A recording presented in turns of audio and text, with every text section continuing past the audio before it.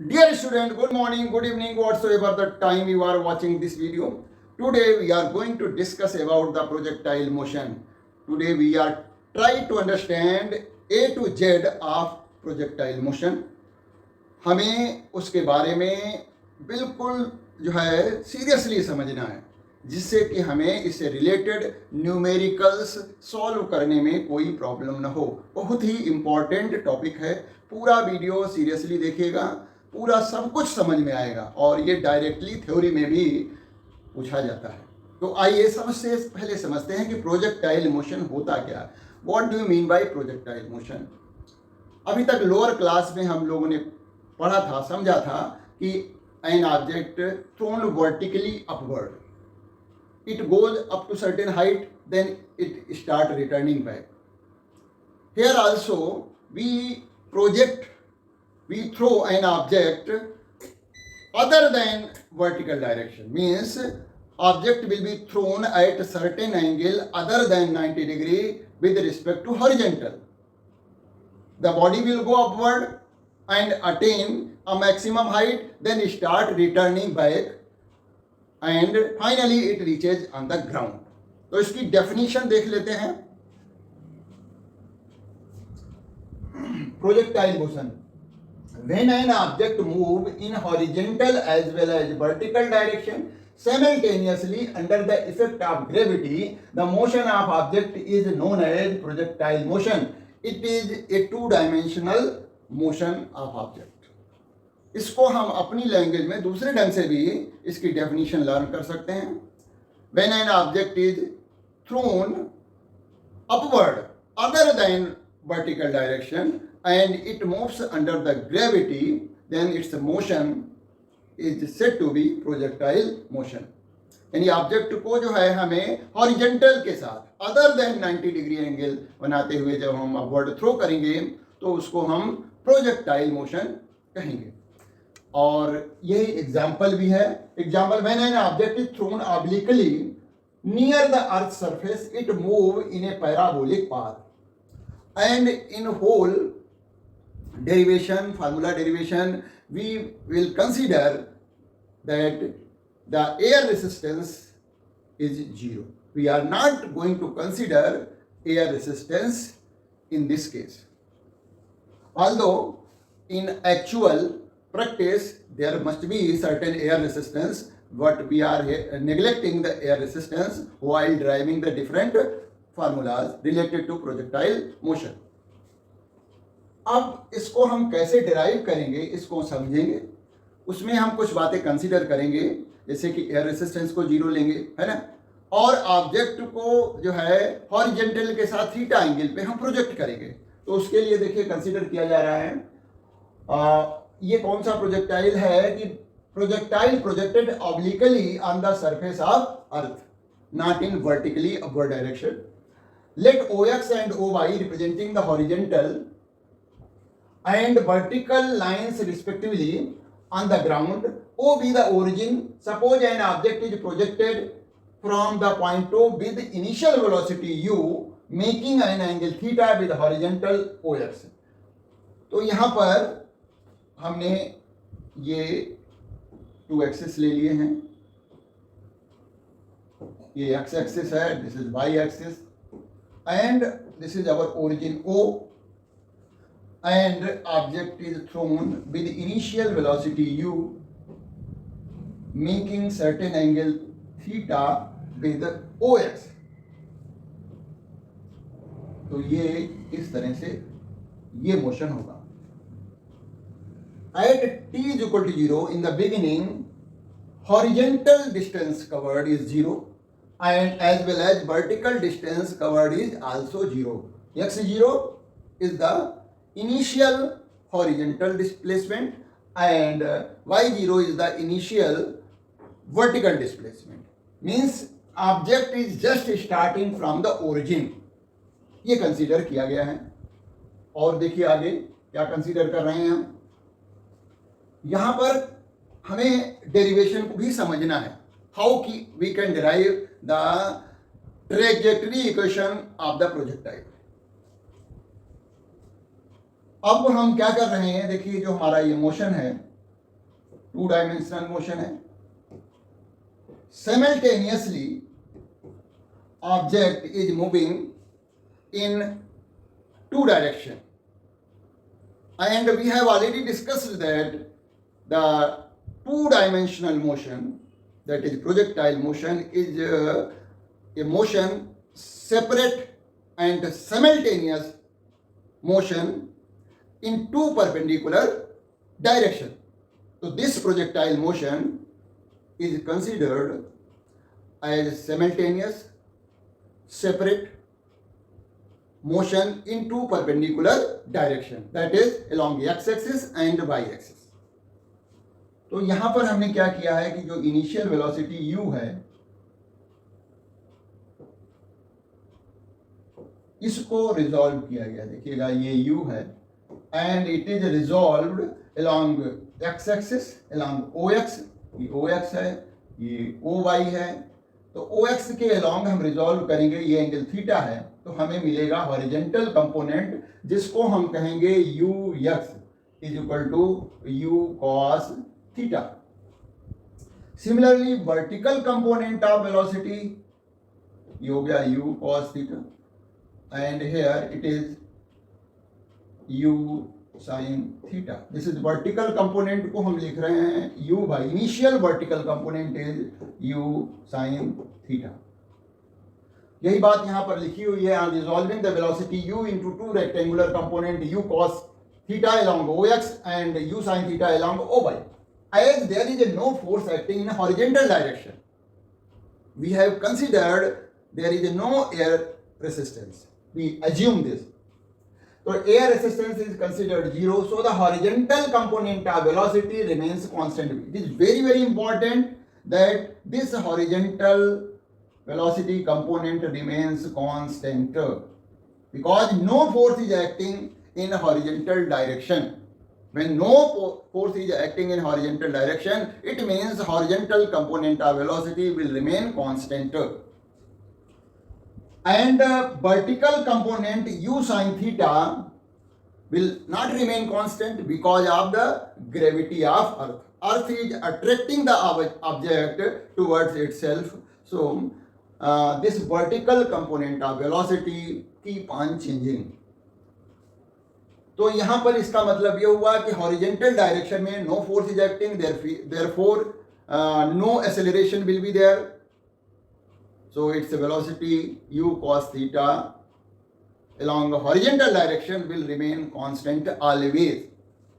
Vertical component will change because of the earth gravity and there will be acceleration in vertical direction, and that acceleration is acceleration due to gravity. तो यहाँ पर acceleration downward लगेगा, g की value हम negative consider कर लेंगे. यही बातें आगे समझाई गई हैं. The vertical component of velocity u sin theta first decreases and become zero eight highest point of the path. अब जो highest point of the path है ये वहां पर जाकर के इसकी वेलोसिटी जो है, कौन सी velocity? Only vertical component of velocity, that is Vy become zero at highest point. Because of the earth gravity is acting downward, so the vertical component of velocity जो कि beginning में u sin theta था, ये initial vertical component था, it go on decreasing and become zero at topmost of the path, and after that it again start increasing because after highest point the gravitational force is acting in the direction of the motion of the object. Object is going downward, acceleration due to gravity, that is the force of gravitation also act downward. तो यहाँ के बाद highest point के बाद velocity का जो vertical component है वो इंक्रीज करेगा. हाईएस्ट पॉइंट पर केवल ऑब्जेक्ट के पास अपना हॉरिजेंटल कंपोनेंट ऑफ वेलोसिटी होगा, ये होगा. और ये बताया गया था कि u cos theta will remain constant through out the motion. तो हाईएस्ट पॉइंट पर कितनी वेलोसिटी होगी, u cos थीटा होगी, क्योंकि वर्टिकल कंपोनेंट जीरो हो गया है, यही बात लिखी हुई है। This is due to the earth gravity, मतलब u sin थीटा क्यों चेंज हो रहा है, this is due to the earth gravity which is acting downward direction. At highest point of the path, the object has only horizontal component of velocity, that is u cos theta. From highest point, the object starts to fall down and its velocity, that is vertical component, increases. अब मान लिया आपको exam में लिखने को आएगा तो आपको ये सब बातें समझानी नहीं है ना। हमें बताना है कि हमने क्या किया है कि ये जो u था इनिशियल वेलोसिटी, इसको हॉरिजॉन्टल और वर्टिकल कंपोनेंट में हमने रिजॉल्व कर दिया है, u cos theta and uy is equal to u sin theta. भाई जो मैंने सपोज किया है वो तो सब लिखेंगे और ये फिगर बना देंगे, ठीक है। आगे बढ़ते हैं। अब हम इक्वेशन क्या होगी, equation of the path of the projectile या ट्रेजेक्टरी ऑफ प्रोजेक्टाइल का नेचर कैसा होगा और इसका फार्मूला, इक्वेशन कैसे ड्राइव करेंगे, इसको समझते हैं। फिगर वही बनानी है जो अभी बनाई थी और उसमें वेलोसिटी का रिजोल्यूशन हमें दिखाना है। Equation of path of projectile, suppose at any time t the object reaches eight any point p x y। हम यहां पर क्या सपोज कर रहे हैं, देखिएगा ये हमारा जो है o y है, ये o x है, और ये पाथ ऑफ प्रोजेक्टाइल है at any point, whether you can take p point here not on the top, you have to take any point p on the path of the projectile। ये मान लिया p point है, इसके coordinate जो है क्या होंगे, ये लिया गया its coordinate are x, y, तो ये हो जाएगा हमारा x और ये हो जाएगा y, और ये t टाइम के बाद वो पॉइंट p पर पहुंच गया है। और हमें मालूम है कि हमारा ux जो है वो u cos थीटा है और यहाँ पर जो हमारा uy है वो u sin थीटा है। इतनी फिगर आपको बनानी है, यहीं से स्टार्ट करनी है ना। Suppose at any point t, इसी तरह से लिखना है, the object reaches at point p, coordinate x y given है, hence the distance travelled by object in horizontal and vertical direction are x and y respectively. तो horizontal direction में x distance travel कर रहा है और vertical direction में y distance travel कर रहा है इन टाइम t। इसी को हम निकालेंगे, क्योंकि हम यहाँ पर प्रोजेक्टाइल मोशन को कैसे ट्रीट कर रहे हैं ये हम पहले बता चुके हैं। ये separate and simultaneous motion of the object in two perpendicular direction.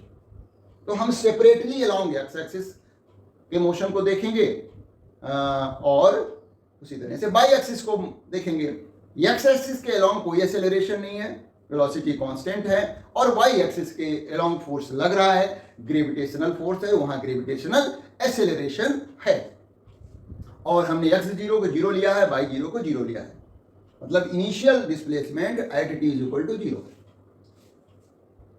ये फिगर है। अब हम क्या करेंगे कि हॉरिजॉन्टल मोशन देखें और वर्टिकल मोशन देखें सेपरेटली और फिर उसको कंबाइंड कर देंगे। फिगर यही कंसीडर की जाएगी।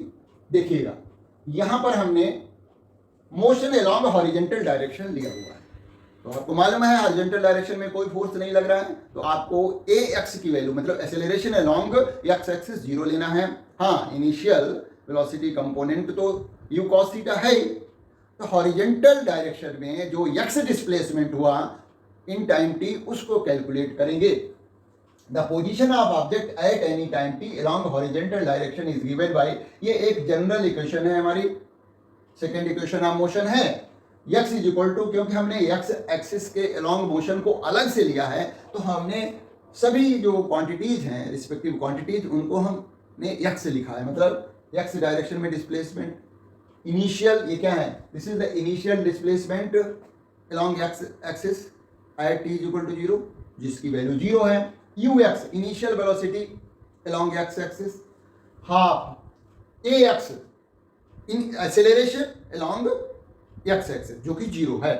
देखिएगा x जीरो जीरो है, ax जो है हमारा यहाँ पर ये है ए एक्स इक्वल टू 0 है and you x initial velocity along x axis जो है यू कॉस थीटा है। तो यहाँ पर जब हमने वैल्यू पुटअप की इस इक्वेशन में तो हमें क्या मिला, एक्स इज इक्वल टू हो गया ये 0 प्लस यू एक्स की जगह क्या हो गया you cos theta into t plus ये देखिए ये वाला पूरा टर्म 0 हो जा रहा है बिकॉज ए एक्स इज 0। तो इस तरह से हमें ये इक्वेशन मिली x is equal to u cos theta into t और हमने यहां से t की वैल्यू निकाल ली t is equal to x upon u cos theta. अब हम इसको इक्वेशन 1 ले ले रहे हैं। अब हम मोशन अलोंग वर्टिकल डायरेक्शन की बात करेंगे और इसी टाइप की एक इक्वेशन लिखेंगे for the motion along vertical direction या कहें अलोंग y एक्सिस। देखिएगा motion in vertical direction, the position of object at any time t along vertical direction is given by, this is the general equation, second equation of motion। तो यहाँ पर जो consider किया गया है y 0 initial displacement along y axis at t equal to 0 वो 0 है। अब u y initial vertical velocity जो है वो क्या है u साइन थीटा है और a बाई की वैल्यू जो है वो निगेटिव जी है, एक्सेलरेशन ड्यू टू ग्रेविटी है। तो यहां पर वही बात लिखी जा रही है, देखिएगा ए वाई को माइनस जी ले लिया और यू बाई जो हो गया वो यू साइन थीटा है। इन वैल्यूज को इस इक्वेशन में पुटअप करते हैं तो देखिएगा बाई इज इक्वल टू ये तो 0 हो जाएगा, ये हट गया, इसको मैंने हटा दिया। अब यू बाई की जगह पे लिखा u sine theta into t plus half a y minus g t square. तो ये हो गया u sin theta into t minus half g t square. This is our second equation y is equal to u sin theta into t minus half g t square.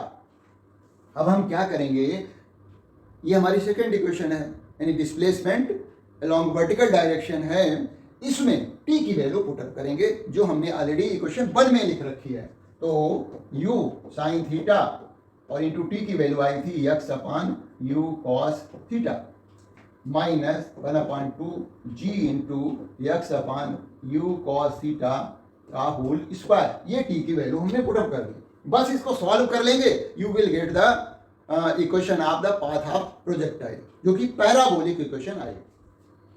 देखिए यहाँ पर क्या हो रहा है जाएगा कि ये यू कैंसिल हो जाएगा, एक्स और sine theta upon cos theta tan theta हो जाएगा, मतलब एक्स टेन थीटा होगा यहाँ पर माइनस देखिए 1/2 जी रहेगा, ये एक्स स्क्वायर हो जाएगा upon u square cos square theta.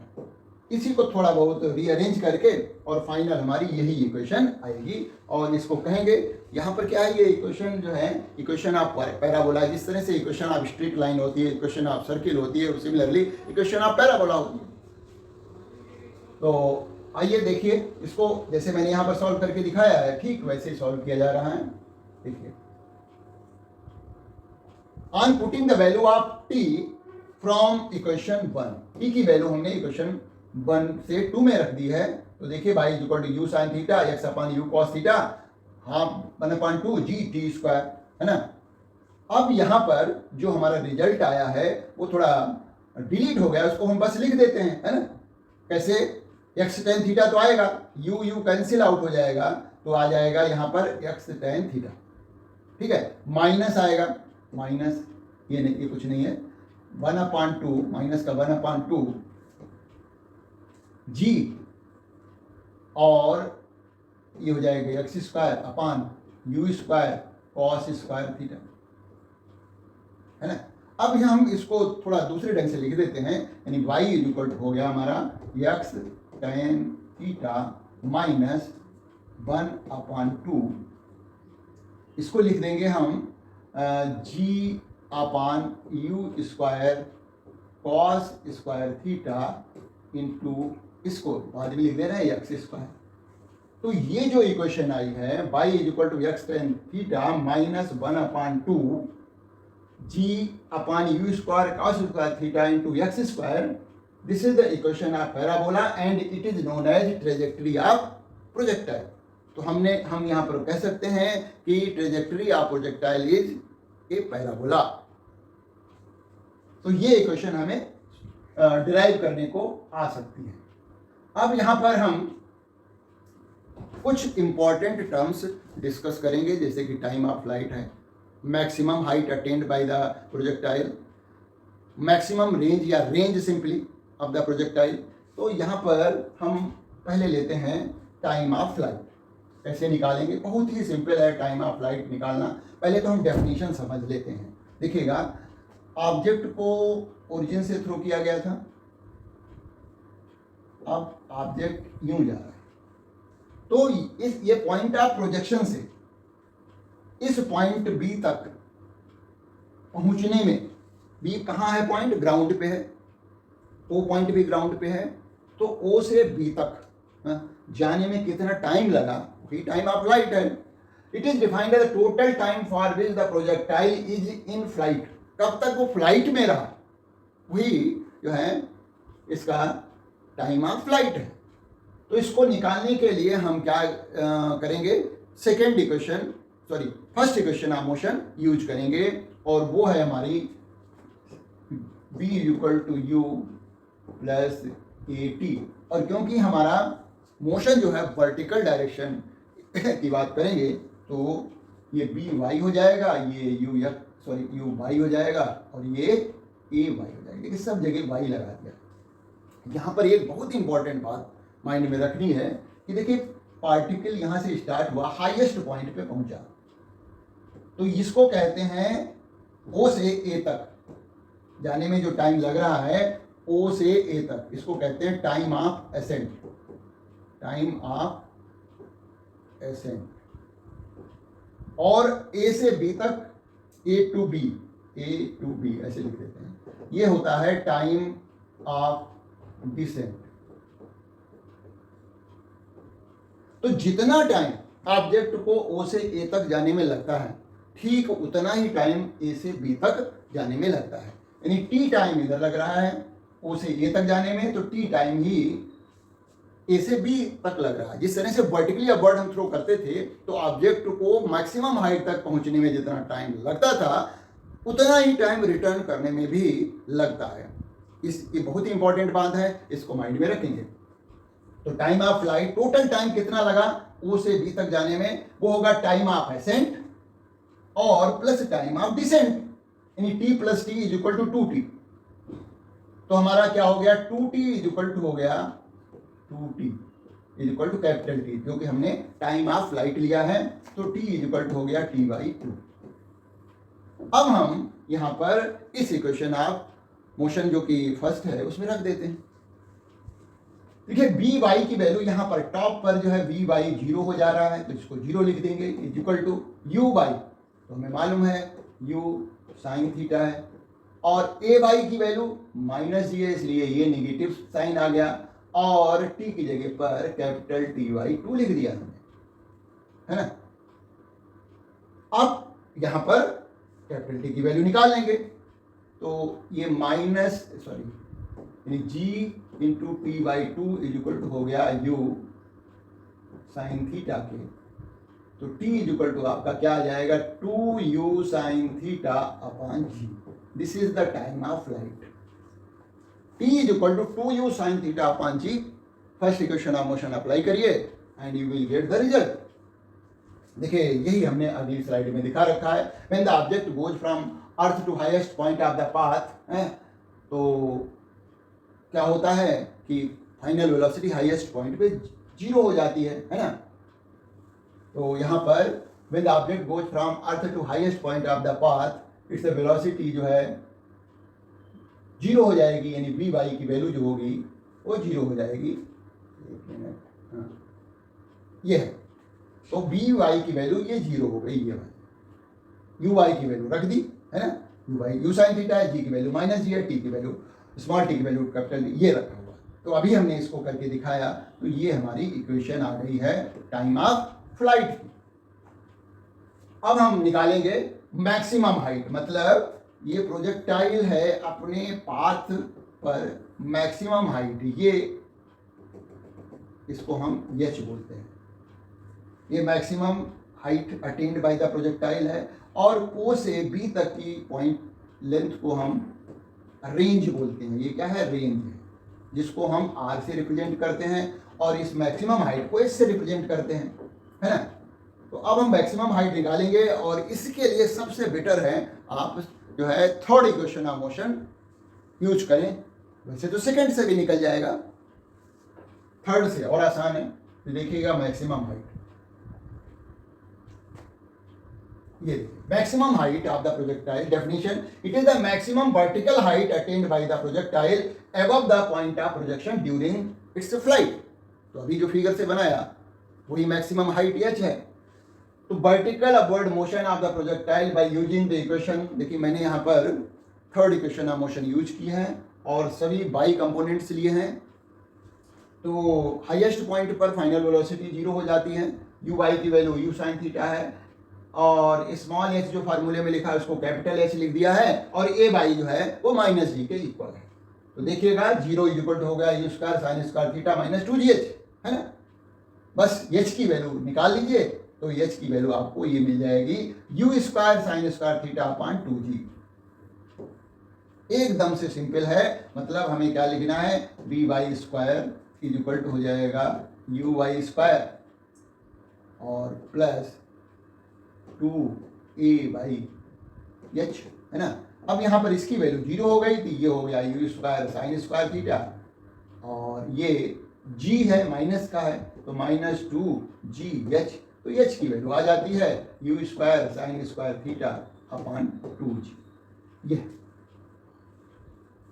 आगे बढ़ते हैं, हम पता करते हैं कि किस तरह से हम रेंज की वैल्यू निकालेंगे जो कि horizontal distance covered by projectile होगा। और ये बात क्लियर होनी चाहिए कि हॉरिजेंटल डायरेक्शन में कोई एक्सेलरेशन नहीं है, constant velocity u cos theta से प्रोजेक्टाइल यानी ऑब्जेक्ट मूव कर रहा है और कितना टाइम लग रहा है, that time is equal to time of flight है और टाइम ऑफ फ्लाइट का फार्मूला हम निकाल चुके हैं। तो क्या करें, यानी हॉरिजेंटल वेलोसिटी कंपोनेंट को यदि टाइम ऑफ फ्लाइट से मल्टीप्लाई कर दें तो आपको horizontal distance covered that is range पता लग जाएगी, range of projectile. Range of projectile निकालने के लिए हमें क्या करना है, हॉरिजेंटल कंपोनेंट ऑफ वेलोसिटी लेना है जो कि कांस्टेंट रहेगा और उसको टाइम ऑफ फ्लाइट से मल्टीप्लाई कर दीजिए, क्योंकि कितना टाइम ले रहा है प्रोजेक्टाइल, टाइम, और वो ले रहा है टी, कैपिटल टी के इक्वल। तो किस तरह से निकालेंगे देखिएगा,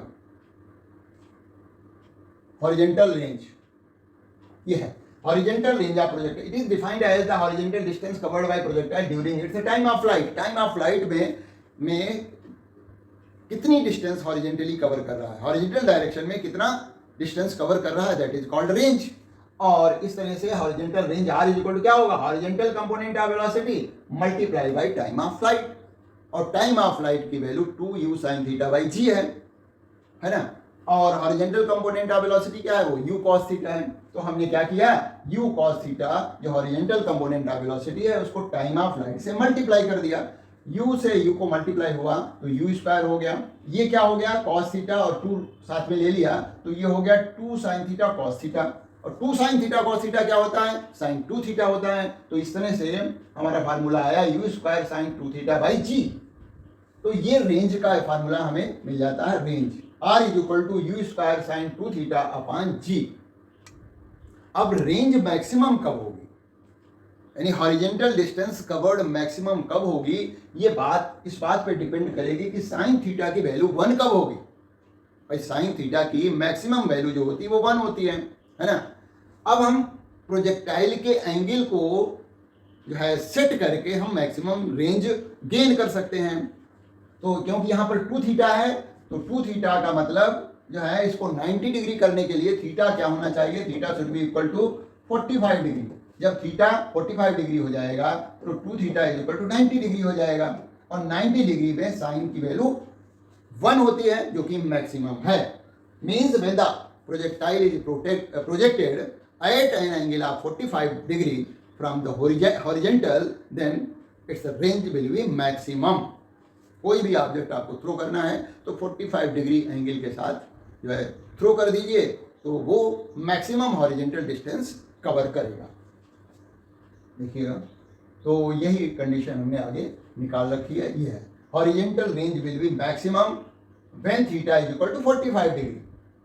और वैल्यू हम क्या ले लेंगे, जो है उसकी sine 2 theta 90 degree, 90 degree means 1, तो r max is equal to हो जाता है यू स्क्वायर बाई जी। एक बात हमें यहाँ पर और माइंड में रखनी है, वो है कि जब भी कोई प्रोजेक्टाइल थीटा या 90 माइनस थीटा एंगल पे थ्रो किया जाता है तो उनकी रेंज जो होती है सेम होती है। कंडीशन क्या है, if the initial velocity is same. मतलब क्या हुआ कि कोई प्रोजेक्टाइल है, जैसे हमने इसको 30 डिग्री पे थ्रो किया, 30 डिग्री पे थ्रो किया, या फिर हम उसको 60 डिग्री पे थ्रो करें। इनिशियल एंगल थीटा की वैल्यू हमने 60 डिग्री ली, तो 30 डिग्री के लिए और 60 डिग्री के लिए रेंज जो होगी वो सेम होगी, वर्टिकल हाइट तो डिफरेंट होगी, है ना। तो ये एंगल हमारा थीटा है, theta is equal to 30 degree है, तो 90 माइनस 30 डिग्री क्या हो जाता है, वो 60 डिग्री हो जाता है। तो बताया गया कि for same value of initial velocity same रखिए, और आपको एंगल ऑफ प्रोजेक्शन एक बार थीटा रखना है, दूसरी बार 90 माइनस थीटा रखना है, तो दोनों केसेस में रेंज की वैल्यू सेम आती है ना। तो आगे बढ़ते हैं और कुछ स्पेशल बातें करते हैं इसके प्रोजेक्टाइल मोशन के बारे में। देखिएगा, ये some important point related to projectile motion, velocity of projectile at any time t. तो ये हमने सेकेंड इक्वेशन ऑफ मोशन लिखी हुई है। अब इस इक्वेशन ऑफ मोशन में क्या है कि जो हमारा हॉरिजेंटल कंपोनेंट ऑफ वेलोसिटी है, it will remain through out the motion. मतलब जितना हमारा यू एक्स था, कितना था, यू कॉस थीटा है, वी एक्स भी यू कॉस थीटा ही रहेगा, ये चेंज नहीं होगा। मतलब जो इनिशियल वेलोसिटी है वही फाइनल वेलोसिटी हम ले रहे हैं। या ऐसा क्यों ले रहे हैं कि हमने एयर रेसिस्टेंस को 0 ले लिया है। तो ये अब जो हमारा वर्टिकल कंपोनेंट ऑफ वेलोसिटी है वो आफ्टर टाइम टी, कोई भी जनरल टाइम लिया गया है टी, वो चेंज हो जाएगा। तो ये तो इतना ही रहा, v y is equal to, हम फर्स्ट इक्वेशन ऑफ मोशन लगाएं तो यू वाई और प्लस ए वाई टी। तो वी वाई जनरल है, ये हाईएस्ट पॉइंट वाला नहीं है। हाईएस्ट पॉइंट पे वेलोसिटी जो है, वर्टिकल वेलोसिटी कंपोनेंट भी 0 हो जाता है। ये कोई भी पॉइंट है on the path of projectile, वहाँ पर वर्टिकल कंपोनेंट ऑफ वेलोसिटी जो हो जाएगा u, ये क्या है, साइन थीटा है, और a की वैल्यू माइनस जी होगी, तो माइनस जी इंटू टी। ये होगा vertical component of velocity at any time t। और ये दोनों वेलोसिटीज क्या होंगी, एक दूसरे के परपेंडिकुलर होंगी। मान लिया पाथ के किसी पॉइंट पर, इस पॉइंट पर ये हॉरिजॉन्टल तो वेलोसिटी कंपोनेंट ये होगा, है ना, वी वाई, वी एक्स जो होगा वो हो जाएगा यू कॉस थीटा ही रहेगा, और यहाँ पर वर्टिकल कंपोनेंट जो होगा वी वाई की वैल्यू हो जाएगी, वो हो जाएगी you sine theta minus g t, है ना। अब ये टू वेलोसिटीज परपेंडिकुलर हैं, तो नेट वेलोसिटी पता करनी है, वी पता करना है, तो हमें क्या करना पड़ेगा, पाइथागोरस थ्योरम अप्लाई करनी पड़ेगी, है ना। मतलब हमारा ये कंपोनेंट देखिए वी एक्स ये है, ये वी वाई है, तो ये हमारा रिजल्टेंट वेलोसिटी भी हो गई।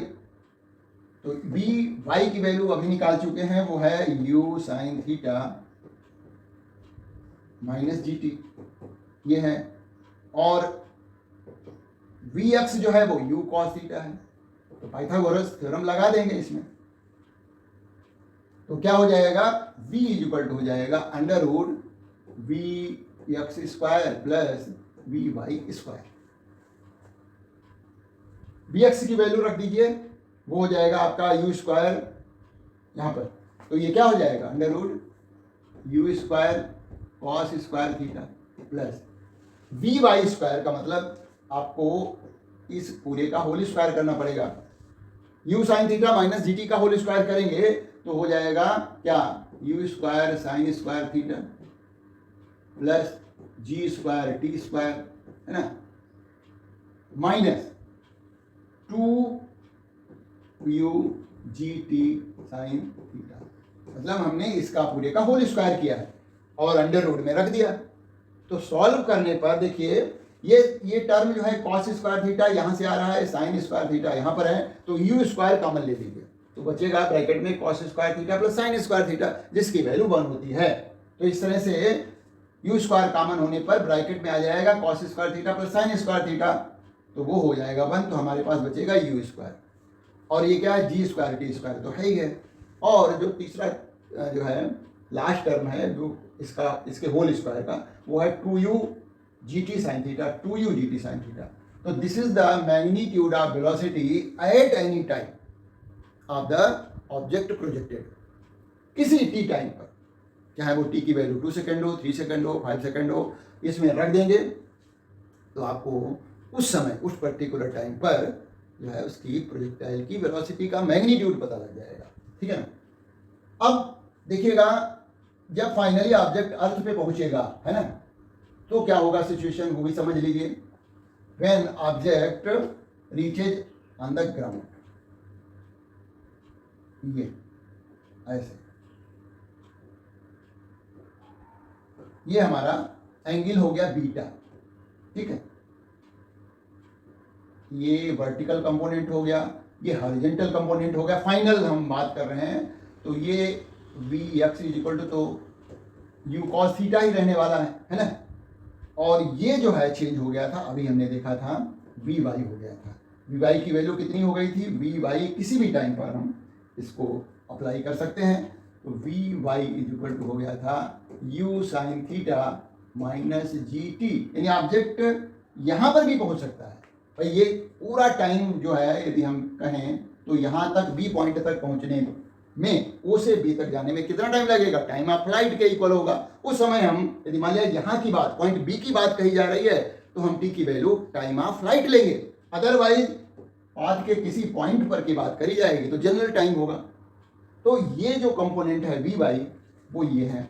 तो हम पैरोग्राम कंप्लीट करें, ये हमारी फाइनल वेलोसिटी हो गई वी, जिसकी हम बात कर चुके हैं। तो ये ट्रायंगल कंप्लीट हुआ, तो जो ये वी वाई है वही वी वाई ये हो गई, ये एंगल थीटा है, ये हमारा हॉरिजॉन्टल कंपोनेंट है। तो फाइनली यदि वो जो है object is striking at angle beta with the horizontal, ये बीटा, सॉरी थीटा नहीं है, बीटा है, ये एंगल बीटा है, दिस एंगल इज बीटा। देखिए this velocity makes an angle beta with horizontal, some important point related to the projectile. अभी जो v y की वैल्यू आई थी वो क्या आई थी, v y is equal to आया था अंडर रूट, है ना, u square plus g square t square minus 2u g t sine theta. ये जो भाई फाइनल वेलोसिटी, ये जो है उसी की बात कर रहे हैं। तो इसीलिए कहा जा रहा है this velocity means this velocity makes an angle beta, this is angle beta made by the projectile when it reaches at the ground. तो इसको हम कैसे निकालेंगे, तो ये एंगल जब बीटा है, देखिए फिगर देख लीजिए, ये फाइनल वेलोसिटी है जिसको हमने v कहा है, और ये ट्रायंगल हम कंप्लीट कर रहे हैं। तो ये हमारा जो है यू एक्स है, और u x is equal to v x हो जाएगा। और ये जो है ये हमारा क्या है, वी वाई है, और वी वाई की वैल्यू ये निकल करके आई है ना, ये सॉरी ये वी फाइनल वेलोसिटी है, this is not the v y component. V y component तो क्या है, वी वाई का जो फाइनल वेलोसिटी है वर्टिकल डायरेक्शन में वो है u sine theta minus g t है। तो इस ट्रायंगल में बीटा की वैल्यू निकालेंगे तो tan beta is equal to हो जाएगा क्या, v y upon v x. तो वी वाई की वैल्यू जो है वो यहाँ पर रख देंगे, कौन सी रखेंगे, you sine theta minus g T रखेंगे, और वी एक्स तो जो है हमारा यू कॉस थीटा ही रहेगा। ये जो हमारी वेलोसिटी है तो फाइनल वेलोसिटी है। उसकी बात करें दिस वेलोसिटी, ये वाली वेलोसिटी जो फाइनल वेलोसिटी आई थी, ये v, that v make in beta angle with the horizontal. तो इस बीटा को पता करना है तो हमें क्या करना पड़ेगा, फाइनल वर्टिकल कंपोनेंट वेलोसिटी का लेंगे जिसकी वैल्यू है u sin theta minus gt, और जो है हॉरिजेंटल कंपोनेंट ऑफ वेलोसिटी लेंगे वो u cos थीटा है। तो कई बार क्या होता है कि ये पूछा जाता है with what angle the object will strike with the ground, तो इस फार्मूले को हम यूज करके निकाल सकते हैं, यानी final velocity in vertical direction upon final velocity in horizontal direction. तो फाइनल वेलोसिटी, ये तो रिजल्टेंट वेलोसिटी है, इसको नहीं लेना, रिजल्टेंट वेलोसिटी तो v है ये, यानी दोनों कंपोनेंट का कंबाइंड जो इफेक्ट से वेलोसिटी मिली थी वो तो v है ना। भाई v आया था, v इक्वल टू आया था under root vx square plus vy square, तो vy की वैल्यू तो हमने निकाली थी जो कि u sin theta minus gt आई थी, और vx जो है कांस्टेंट रह रहा है, u cos थीटा है।